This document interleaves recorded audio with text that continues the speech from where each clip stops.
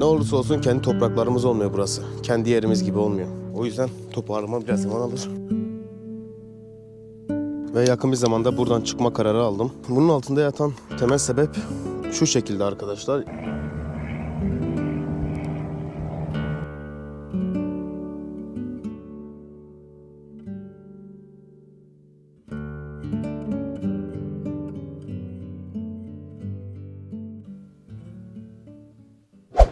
Hepinize selamlar olsun dostlarım. Bugün beraber bir İsviçre'de bisiklet turuna çıkacağız. Ve bu turda gideceğim yollar, rotalar hepsini beraber görüp inceleyeceğiz. Çok güzel bir rota çizdim. Bugün yokuşlara çıkacağız, dağlara çıkacağız. Ağaçlardır, doğayla iç içe olacağız. Haydi beraber videoya başlayalım. Let's go. Aslında bisikletimin tekerleği biraz havası inik de onu bir doldurayım 2 dakika şurada benzinlikten. Sonrasında yolculuğumuza devam ederiz.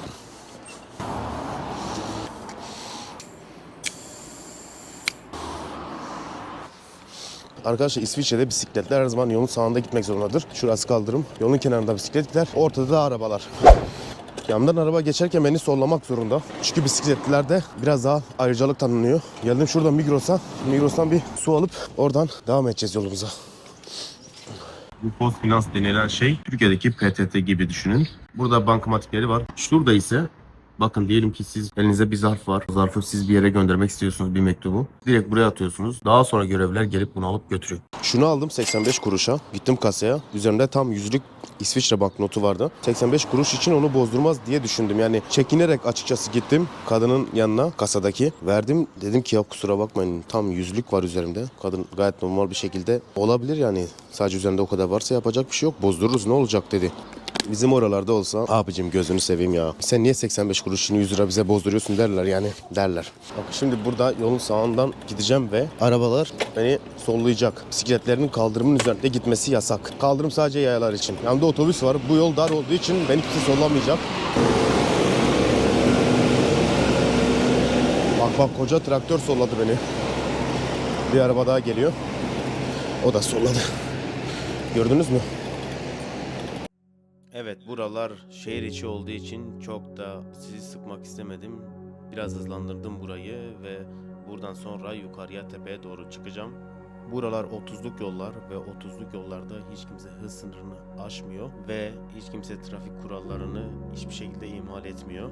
Ben de ona göre tabii bisiklet olduğum için istesem de 30'dan daha hızlı gidemem. Zaten bisikletim elektrikli olmadığı için normal, stabil, düşük bir hızda, yumuşak viteste gidiyorum. Evet, burası yolculuğun başlangıcı. Buradan sonra artık yavaş yavaş dağ yollarına doğru gitmeye başlayacağım. Ve gördüğünüz gibi sağda solda evler var ve her evin mutlaka bahçesi ve otoparkları var ve her evde mutlaka ağaç var.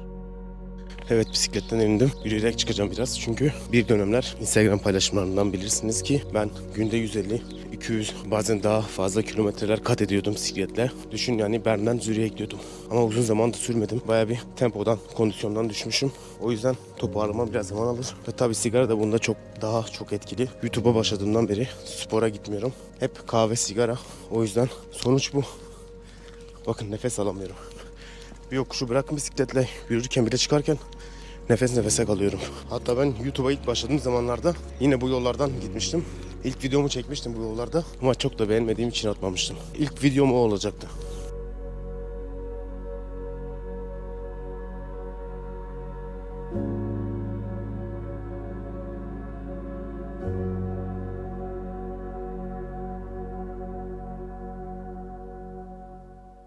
Vallahi dostlar şu hemen yanından geçeceğim. Çiftlikte bir köpek var. Geçen sefer çok fena kovalamıştı beni. Umarım yine aynı şeyi yaşamam. Köpeklere karşı biraz temkinli bir insan. Korkuyorum diyemem ama saldırmalarını istemem. Daha sonra konuşmayacağım. Ses git. Çok şükür. Geçen sefer harbi kovalamıştı beni. Buraya kadar geldim ya. Bakın direkt şuradan olduğu gibi geri döndüm. Baş aşağı bu yokuşun hepsini dümdüz indim korkudan. Size biraz yolu göstereyim. Bakın dostlar şurada bir manzara. Şey gibi değil mi? Eskiden hani Windows bilgisayarlarda olurdu ya. Duvar kağıdı. Bilgisayarın kendi resmi olurdu hani. Ona benzemiyor mu? Tam şurada bir videom vardı. İlk TikTok'a başladığım zamanlarda. Şurada bir video çekmiştim. Direkt şu manzaraya baktım. En eski videolarımdan birisi. TikTok hesabıma girerseniz görürsünüz. Çok şükür yokuş bitti. Şu andan sonra az bir yokuş var. Çok değil de az bir şey var. Onu da açtık mı problem bitti. Burası besi çiftliği. Danaları büyütüp kesiyorlar. Videoyu kesmek zorunda kaldım. Çünkü bu az önce yanından geçtiğim çiftlik var ya. Onun arka tarafından 3 tane adam çıktı. Ve işte dediler hani sen burada çekim yapıyorsun. Gazeteci misin? Kameraman mısın? Nesin yani? Tabii bu GoPro'yu görünce bisikletin üzerindeki. Yok ben sadece öyle doğayı çekiyorum, dışarı çekiyorum falan filan derken. Dediler ki lütfen bu görüntüleri paylaşma. Bu bizim özelimiz. Doğru, haklı. Onların özeli. Normalde paylaşmamam lazım. Ama paylaşacağım. İnekte neyin özel olacak? Eşiniz midir nedir anasını? Tövbe. Neyse ne diyelim, yolculuğumuza başlayalım. Tam olarak şöyle bir yoldan şimdi kendimizi düz aşağı bırakacağız. Hepsini çekeceğim size. Hayırlı yolculuklar.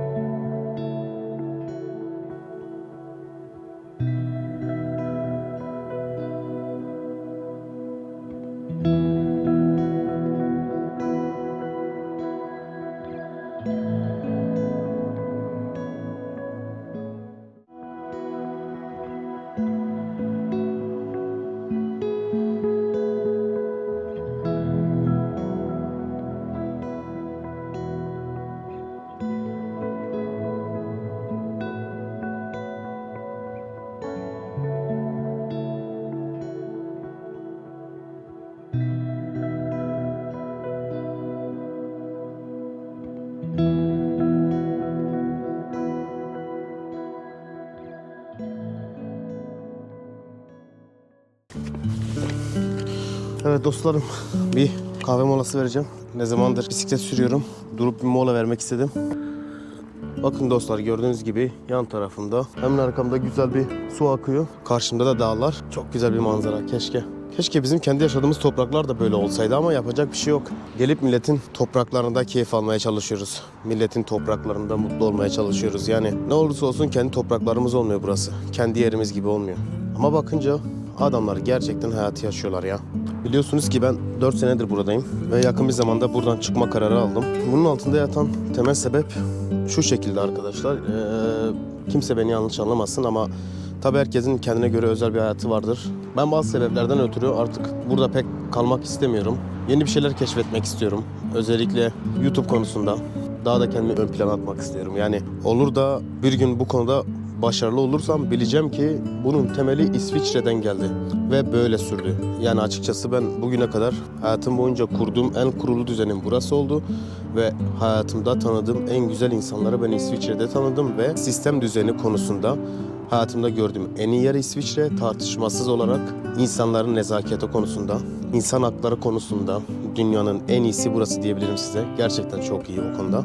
Yani en azından bana göre. Bakalım bir süre daha buralardayım. Daha sonra nereye gideceğim, nasıl yapacağım o konu hakkında da herhangi bir fikrim yok. Ama ben biraz daha anı yaşayan, anı tadan bir insanım. O anda, yani şu anda şu bulunduğum saniyede yaptığım şeyden ne kadar keyif alabileceğime bakarım her zaman. Olumsuzlukları hiçbir zaman aklımda bulundurmam. Her zaman atarım bir kenara, bir köşeye. O şekilde hayatımı yaşamaya, hayatımı idame ettirmeye çalışırım. Ha, bir problemim falan olduğu zaman da ben ne yaparım? Ben düşünürüm, bu konu hakkında yapabileceğim şey var mı? Yok. O zaman kendini üzmene gerek yok derim yani. Oldu ki elimden bir şey geliyor, sonuna kadar yaparım. Ama gelmiyorsa yapılabilecek hiçbir şey yok. O olumsuzluğu bir kenara atıp olumlu taraflarını düşünmeye çalışırım her zaman. Ne olursa olsun. Ki benim Avrupa'da başıma çok sıkıntılı olaylar geldi. Keza aynı şekilde Ukrayna'da da aynı şeyler. Aynı şeyleri yaşadım. 3 aşağı 5 yukarı. Bir ton zorluk gördüm. Bir ton zor şeylerle karşılaştım. Altından kalkmayı başardım çok şükür her seferinde. Buraya geldiğim zaman da tek başımaydım. Hiç kimseyi tanımıyordum, etmiyordum. Nasıl yapacağım, ne edeceğim derken hayatımda hiç edinmediğim çevreyi burada edinmeye başladım. Ve şu anda çok şükür burada bir ayağım kaysa beni yerden kaldıracak bir ton dostum var. Çok güzel insanlar tanıdım. İşte arada bir, gerçi dediğim gibi uzun zamandır bu aktivite yapmıyorum, bisiklet aktivitesini.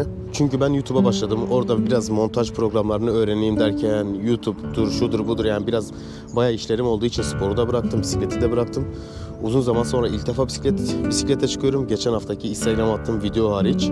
Bu uzun zamandan sonra, yani bu son 6 ay içerisinde yaptığım ikinci bisiklet turum bu. Özlemişim yani bisiklet yapmayı açıkçası. Bugün de hava çok güzel, güneş var, yanında hafif bir esinti.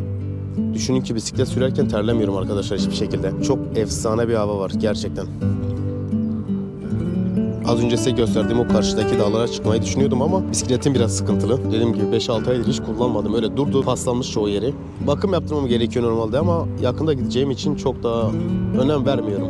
Burada bırakacağım zaten. Niye kalkıp bakım yapayım ki bisiklete diye düşünüyorum. Zaten büyük ihtimal bu da çöpe gider. Öyle işte dostlar. Hikayem burada noktalanacak, İsviçre hikayem. Benim en çok haz aldığım, yani en çok sevindiğim olay da şu ki açıkçası ben geldim, YouTube yaptım burada. YouTube için video, içerik ürettim. Amacım hani YouTuber olmak gibi bir amacım da vardı açıkçası ilk başta. Ama şu anda bakınca daha çok artık bunu hobi olarak görmeye başladım. Artık benim için bu daha çok hobi ve çok da hoşuma gidiyor. En azından İsviçre'den artık gidiyorum diye diyorum ki hatta sen geldin. Bak bu videoları çektin. 20 sene sonra geriye dönüp bakınca bu videolarını göreceksin ve hatırlayacaksın İsviçre'de neler yaptığını. Şu anda bu benden 20 sene sonraki bana bir video olacak ve bundan dolayı inan bana bunun heyecanını bile yaşayabilen bir insanım. Yani bu şekilde her konuda bir şekilde mutlu olmayı başarıyorum demeyelim de yani çabalıyorum, mutlu olmaya çabalıyorum bir şekilde. Tabii ki de insanın kafası neredeyse yine orada kalıyorsun, o ayrı mesele. Bulunduğun ortama rağmen ama en azından gelip burada bu hayatı görmek, tatmak, deneyimlemek benim için büyük bir tecrübe oldu. Bilemem yani, belki yine buraya geri dönerim ama bir süre yokum buralarda. Gittiğim başka yerlerde elimden geldiğince size tekrar ne yaptığımı, nerelere gittiğimi, hayatımı anlatmaya çalışacağım tekrar. Ama bilmiyorum buradan daha iyi mi olacak, daha kötü mü olacak bilmiyorum. Ama her halükarda bir değişiklik yaptığım için mutlu olacağım. Neyse. Çok konuştuk. Biraz şu rotaya doğru dümdüz gideceğim bisikletle. Oradan göle gideceğim. Gölde biraz bu ördekler var. Onları biraz, ekmek var yanında, yanında bir yarım ekmek getirdim. Onlara biraz ekmek atacağım. Yesinler. Bu şekilde kafa dinleyeceğim biraz. Hadi devam edelim.